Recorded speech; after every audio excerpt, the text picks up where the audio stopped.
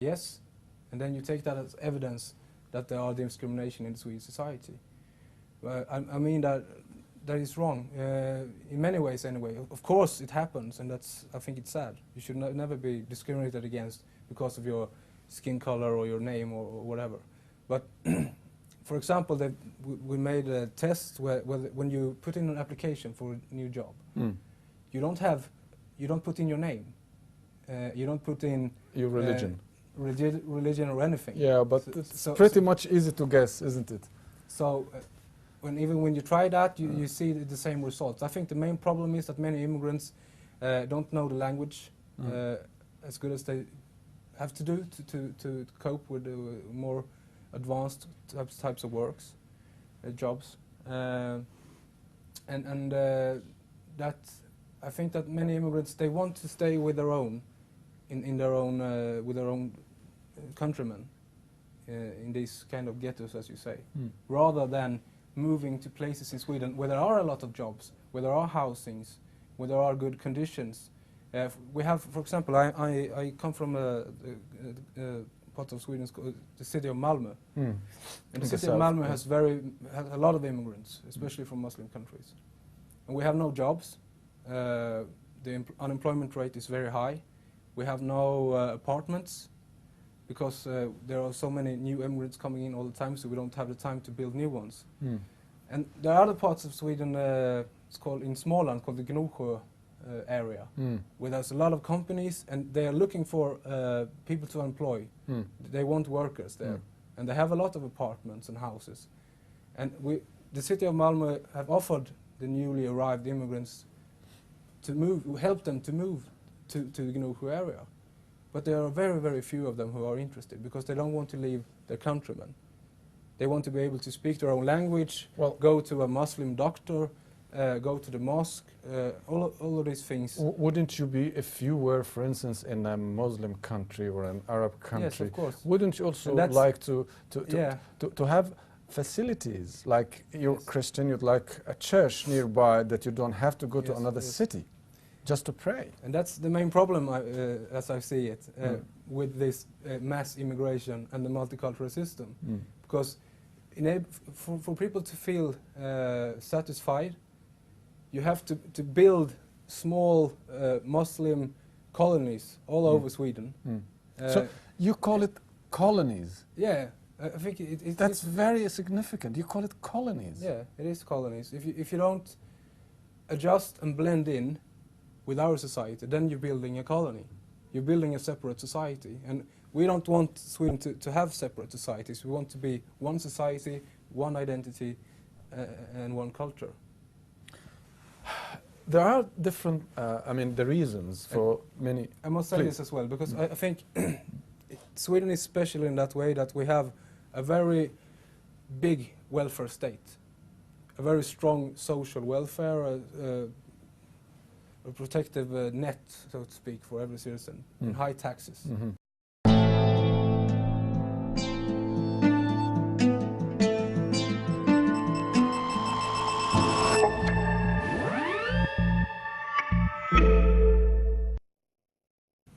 And this system is built on that we have one identity, that we feel a community with each other. And we are very much in favor of keeping that welfare system.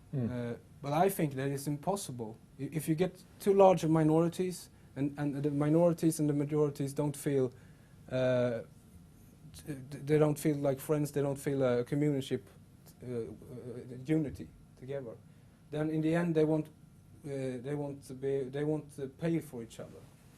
Yeah, but they work and pay tax, right? The Swedes won't pay their taxes, these high taxes, if they know that the main part of it goes to unemployed immigrants. And if the immigrants get rich, maybe they don't want to pay this high taxes to pay for poor Swedes. And then the welfare state collapses.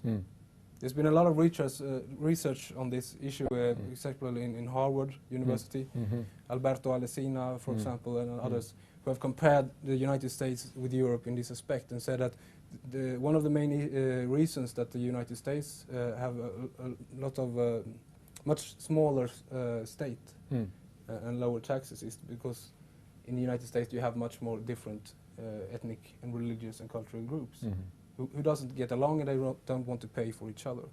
So if we are going to keep the Swedish welfare system, I think we have to reduce immigration. We have to start working to get a common identity in this country again. People have different reasons to leave home. Nobody chooses just out of the blue to leave home. And things like that. That's correct. Some come because they are persecuted.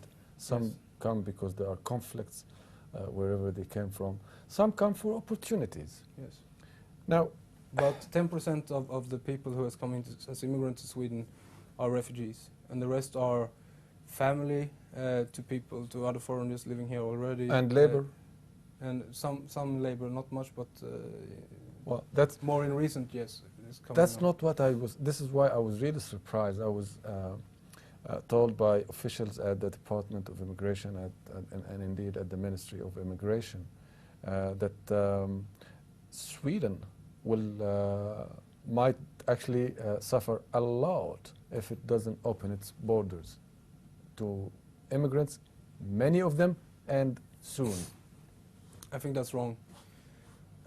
We have almost 1 so million. You're saying that the Ministry of Immigration and the Department of Immigration are wrong. These figures that they gave me are wrong. Yes. You have to understand that they are also politicians. They are ruled by politicians, and they have their own political goals and their own ideology as well.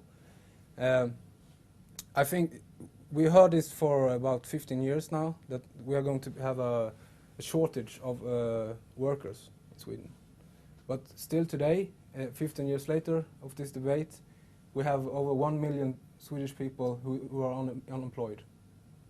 I can't see why we have to bring in hundreds of thousands of new immigrants when we have 1 million people already here who doesn't have any work to go to. These are official figures from a non-partisan entity that says to you that those who leave the labor market are increasingly more and more than those who enter the market. Excuse me, what do you say? Those who leave the market, labor market, are much more, many more than those who enter the labor market. But also people are working in an older age today than they did earlier because they are more healthy. And when I see it, I will believe it. But as long as we have 1 million people in Sweden who doesn't have a job to go to, I will not agree to taking in a lot of hundreds of thousands of new immigrants to add to that unemployment. It doesn't make sense to me. But if that issue would be reality, maybe in 20, 30, 40 years, I think we should have a system of guest workers. People who want to come here for, as long as we have this shortage and work temporarily for 2 or 3 years maybe, and then they go back to their own country again. So what you are saying, in other words, you would like to exploit people from the outside and give them no right. Under international law, as you know, when you work in a country and pay tax for a certain number of years, you are entitled to some benefits. You want to take these benefits away? No. As long as you stay here, you have benefits, of course. You get health care, you get education, you get whatever all the same things that the Swedish citizen get. And it also becomes your adopted country, should you wish to apply for it. Many countries have guest working systems. So Japan, for example, United States, you can get green card and you can go and work temporarily and then you go back home. Many Swedes go to Norway, for example, and work temporarily there for a couple of years and then they go back because the salaries are higher in Norway than in but it is automatic actually for most of these countries that after a certain number of years of working and paying tax that you automatically get what the Brits would call, for instance, indefinite leave to remain. The passport is a different issue. Now let's divide it into two issues. But then you get the problem because then you do, if you take in hundreds of thousands of guest workers and then after a couple of years you say, okay, now you can stay forever. And as the current rules in Sweden, now you can also bring your family. Then you haven't created new problems. You haven't solved the problem because the problem is that we have a lot of old people and a lot of kids who needs care, for example, in daycare center, and the old people needs to go to hospital and to be taken care of because they're sick and old. And if the guest workers bring in their families, then they will only work to supply their families, so to speak, because we will add more. So you actually want problems. You want foreigners to come here and work, but leave their wives behind, leave their kids behind, and not bring them into this country. Yes. Because you also have a cycle, you know. Excuse me. So if you bring in it was the other way 200,000 or around, 300,000 people, when we need workers, and then the economy changes, and we have a huge unemployment, then they will only add to the problem. We will have even more unemployment than we would have if we haven't brought them in the first place. This is against all human rights. No, it's not. That Sweden is one of the most. It's one of the most remarkable countries when it comes to international law and freedoms and civil liberties and human rights, very basic human rights. That if you are employed in another country, that you only have, it's only human that you are allowed to bring your immediate relations with you, like your children, your wife, you don't want foreigners to. You want them actually to work their butts off and not get that kind of human treatment. I don't want any kind of what's called immigration, workers' immigration at the moment, because as I said, we have 1 million people who are unemployed in Sweden. So I can't see the logic in that. But if we should have this huge problem that the people, for example, in the department that you met, if that problem will be a reality in 20 or 30 years, I think that is a better system. They say it is already a reality. They showed me figures. This is department. This is a non-partisan entity. That's not. It's what purpose, what benefit they are telling me as a journalist, as a non-Swedish journalist about that. This country needs labor at different levels.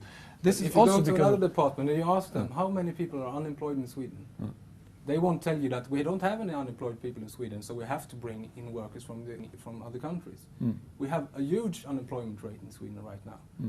1 out of 10 Swedes don't have a work to go to.